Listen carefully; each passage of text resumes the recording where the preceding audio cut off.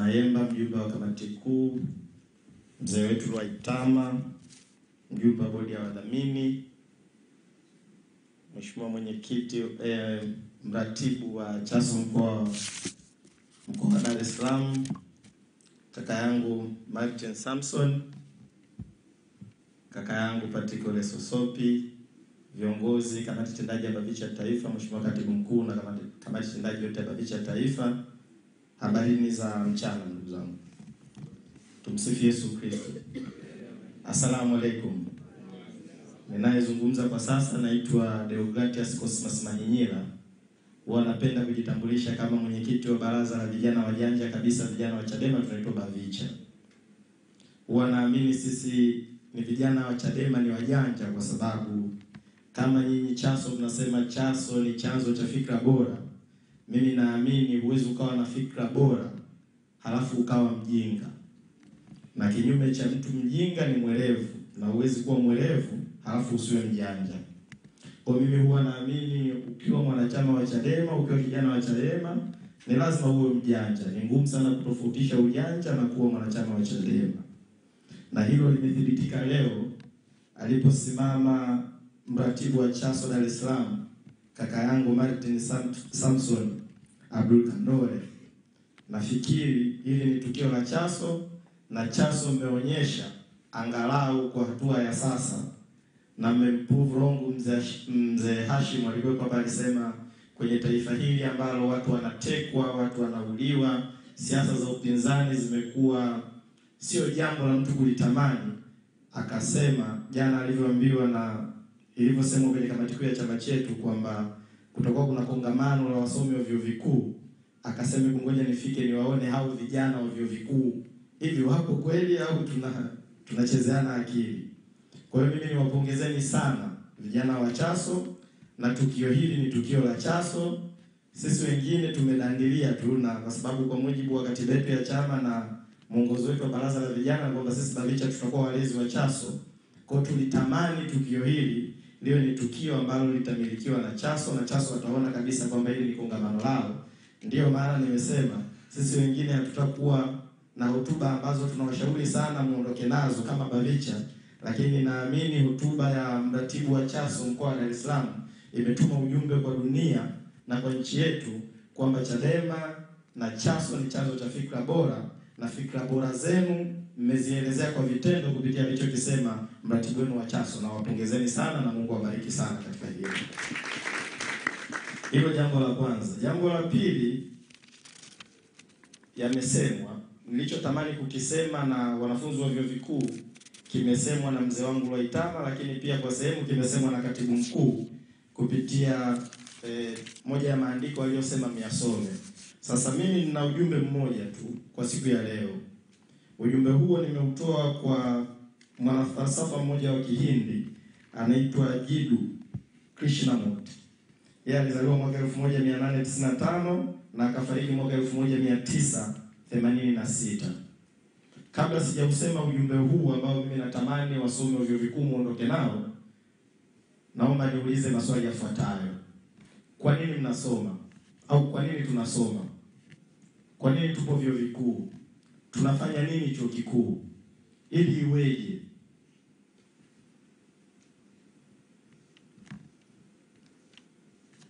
Maswali haya pengine wako ambao wanadhani wako chuo kikuu ili wapate elimu, wakaajiriwe na wakajikwamue wao kimaisha na familia zao. Naombeni kuwapa taarifa kwamba wako wasomi wenzenu wa vyuo vikuu ambao wamemaliza vyuo vikuu mwaka 2015 mpaka leo hawajawahi kupata hiyo ajira. Kwa hiyo kama unadhani unasoma ili ukaajiriwe, ili ukapate kazi ya hicho ulichosoma, sio kweli. Kwenye taifa letu ni kinyume chake. Utakuwa hauko sahihi huko chuo, na hupaswi kuendelea kuwepo chuo kwa sababu utamaliza chuo na hautapata hiyo kazi. Kama unadhani unasoma ili upate kazi, unaweza ukasoma ukamaliza una deni la bodi ya mikopo wanakudai, una hasara ya babako kuuza ng'ombe kukusomesha, au kuuza pamba au kuuza chochote kukusomesha. Kwa utamaliza chuo ukiwa una hasara. Kwanza una deni la bodi ya mikopo, lakini pia mpa hasara baba yako kijijini kwa kukusomesha, lakini pia na wewe utakuwa umepoteza muda wa kukaa chuo, kwa sababu mategemeo yako ya kuhusu hicho ulichodhani utakipata kwa kuwepo shule hautakipata. Kwa niliona kuanza na maswali hayo, kwa sababu kama tunasema Chaso ni chanzo cha fikra bora, sisi huku Chadema ni kinyume na kinachopatikanika CCM. Hakuna uchawa, hakuna kujipendekeza. Sisi huku ni kile ambacho huwa nakisema mwalimu wangu Loitama. Huku sisi kuna watu ambao wana fikra tunduizi, watu ambao wanafanya uchambuzi wa mambo, critical discourse analysis, wanafikiria Kiswahili chake vizuri ni nini. Kwa hiyo ndio maana ukisikia wazungumzaji wote waliosimama hapa, yote walioyazungumza nikiwaangalia sura zenu. Sisi kwenye sheria kuna kitu tunaita dimina. Shahidi akiwa anatoa ushahidi pale mahakamani, jaji, mawakili huwa wanamwangalia usoni shahidi, kwa sababu tunaamini kinachoonekanika kwenye uso huwa ndio kilichoko moyoni. Kwa mimi nikiwaangalia baada ya hotuba za viongozi na watu wote waliosimama hapa, na waona kabisa kuna kitu kimeongezeka mioyoni mwenu na akilini mwenu, na kuna mambo makubwa sana mnayatafakari. Na hiyo ndio ilikuwa dhamira ya kongamano hili, ili nyinyi mkawe chachu. Mnaweza mkajiona wachache kwa maana ya kwamba kwenye ukumbi huu mnaweza mkawa watu 200, 300, lakini mimi naamini mwanachaso mmoja ni sawasawa na UVCCM 1000. Ndio maana hata leo mimi nikikaribishwa kwenye kongamano au mjadala wowote na mwenyekiti wa UVCCM taifa, nitawaambia kama wataniruhusu, nitamwambia mratibu wa Chaso mkoa wa Dar es Salaam akaniwakilishe, kwa sababu naamini akili yake ni akili kubwa kuliko akili ya mwenyekiti wa UVCCM taifa. Hiyo ndio maana ya Chaso kuwa chanzo cha fikra bora. Sasa huyu Jidu, huyu mwanafalsafa wa Kihindi, yeye aliandika kitabu chake kinaitwa The Power of Education. Nataka niwashirikisheni kuhusu mambo machache sana kwa kifupi kuhusu nini alichokisema, kuhusu nini maana ya elimu, kwa nini watu wanasoma. Jambo la kwanza, kwenye utangulizi wake anasema elimu haitakiwi kumfundisha tu mtu maarifa ya kitaaluma. Yaani kama unadhani elimu maana yake ni maarifa ya kitaaluma, yaani kuweza kumfundisha mtu hesabu, physics, yaani yale unayofundishwa darasani, kama unadhani ndio maana ya elimu, maana yake hauko sahihi. Elimu inapaswa kwenda mbali zaidi ya hayo mambo ya kitaaluma mnayofundishwa. Anasema elimu ni lazima idili, inapaswa kumlea mtu akili yake, moyo wake na tabia yake. Hiyo ndio maana ya elimu. Kwa hiyo kama unafikiri kuna mtu anaitwa profesa kwenye taifa hili hajawahi kusema chochote kinachohusiana na uhai wa watu au utu, maana yake hakuna maana ya yeye kuwa profesa. Sasa huo ndio utangulizi wa Jidu. Jambo la kwanza kwa haraka, Jidu anasema elimu ni lazima iwe ni elimu inayolea utu, holistic education. Haipaswi kuwa mchakato wa kukariri na kupita mitihani tu. Hiyo sio elimu. Elimu maana yake inatakiwa kuwa imfanye yoyote aliyoko shule, aliyoko chuo, awe na uwezo wa kujitambua na ajitathmini. Hiyo ndio elimu. Awe na uwezo wa kuwa na huruma, utu, heshima na uwajibikaji. Lakini awe na uwezo wa kuishi maisha ya maadili, amani na ukweli. Maana yake wewe una uwezo wa kusema huu ni ufisadi na hii ni haki. Yaani usijadili amani bila kujua kwamba amani inaletwa na haki. Wewe msomi sasa. Lakini pia ni lazima uwe una uwezo wa kusema ukweli. Na hutaweza kusema ukweli au kutetea ukweli kama huwezi kukosoa. Hiyo ndio maana ya elimu. Kwa jambo la kwanza, elimu ni lazima iwe ni elimu inayolea utu. La pili, elimu ni lazima izingatie uhuru wa kufikiri, freedom to think. Elimu ya kweli haipaswi kumfunga mwanafunzi kufuata mifumo na fikra zilizopo. Yaani kazi ya msomi haipaswi kusema mama asemewe. Hiyo sio kazi ya msomi. Yaani ushaona tu msomi anasema mama asemewe, maana yake lazima ujue turudi kwenye matope. Yaani kuna shida ya huyo msomi. Elimu inapaswa kumfundisha mtu kuuliza maswali, kudadisi na kupinga dhuluma au ujinga. Sasa kila mmoja wetu aliyoko hapa ajiulize, elimu yetu inalea utu? Kama hailei utu, angalau umeshafika kwenye hatua moja ya kutatua changamoto iliyopo kwenye elimu yetu.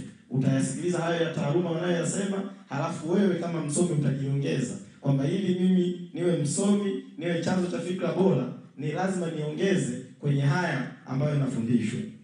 Jambo la tatu, uhusiano kati ya mwanafunzi na mwalimu. Ujibu anasema elimu ya maana ni lazima. Mwalimu anapaswa kuwa mchochezi wa fikra na si mwalimu wa amri, vitisho na hofu. Sasa ni lazima mjiulize, mnafundishwa na walimu wa namna gani? Na ni walimu kweli au sio walimu kweli? Kama wanawafundisha vitisho, wanawatisha.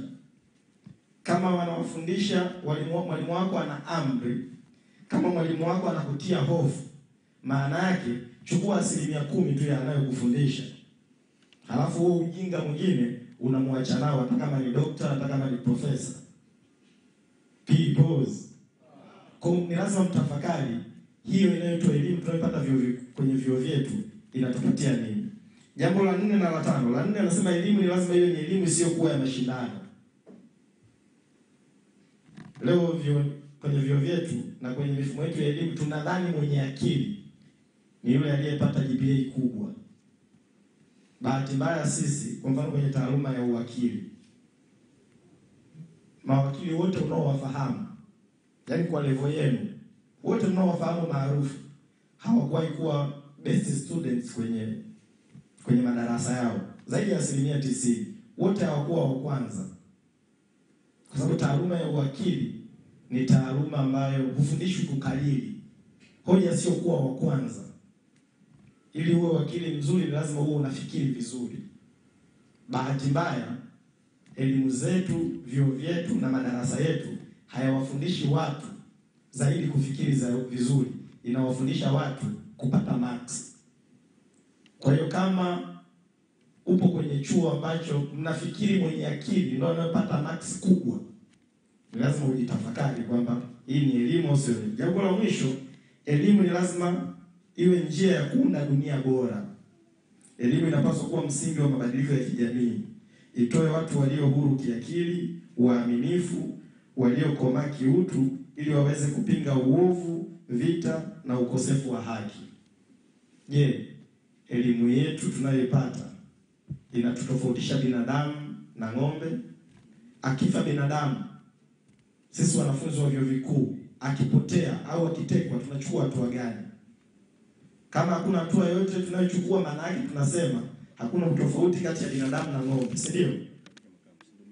Sasa nimeyasema haya kuwatafakarisha, sio kuwafundisha chochote. Kuwatafakarisha kwa sababu kazi ya wasomi ili uwe chanzo cha fikra bora ni lazima uwe unafikiria vizuri. Kwa kupitia hotuba zote zilizosemwa na viongozi wote, nafikiri zimewafanya vijana wa Chaso, wanafunzi wa vyuo vikuu, muweze kuwa na uwezo wa kufikiri na kutafakari kuhusu maisha yetu na taifa letu. Kwa kumalizia, nimemsikia mratibu wa Chaso anasema Chaso mnaunga mkono no reforms no election, na nyie mnayo kampeni yenu inaitwa no reforms no election, get involved.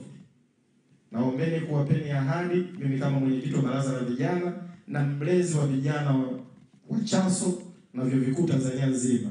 Jambo la kwanza, operation hii ya no reforms no election itakapofika kanda ya Pwani na kokote tutakako kwenda, nitumie jukwaa hili.